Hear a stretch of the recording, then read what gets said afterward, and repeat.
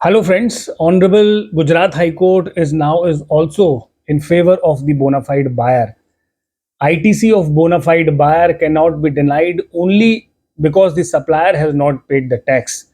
और Allahabad High Court, Tripura High Court, Karnataka High Court के बाद now the Gujarat High Court has also given an interim order in favor of the innocent buyer.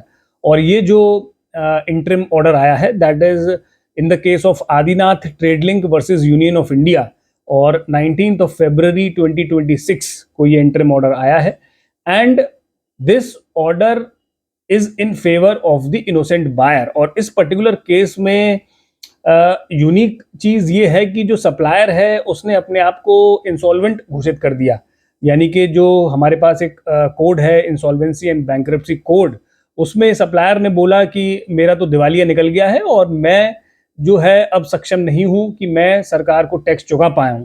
तो इस particular case में department ने जो bonafide buyer है जिसके पास proper invoice है, he has received the goods, सारे उसके पास प्रपत्र थे, तो उसने बोला कि if the supplier is unable to pay the tax, तो in that case how am I as a buyer is responsible for his act. तो इस मामले में गुजरात हाई कोर्ट ने क्लियर कट एक इंटरिम ऑर्डर पास किया है और इस इंटरिम ऑर्डर में ये बोला है कि यदि सप्लायर आपका इंसॉल्वेंट हो जाता है तो ऐसे केस में आप बायर की आरआईटीसी नहीं कर सकते।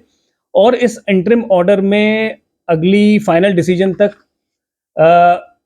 गुजरात हाई कोर्ट ने इंस्ट्रक्शन दिए हैं कि विभाग जो है बायर के ऊपर कोई कोर्सिव एक्शन या कोई रिकवरी की कार्रवाई नहीं कर सकता। तो this is a very welcome judgement in the favour of bona fide buyer.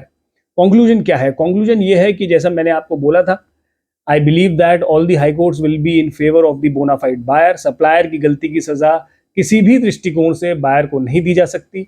अगर आपका भी ऐसा कोई मामला है तो you prepare your case and fight out your own case. Thank you and have a nice day. Thank you very much.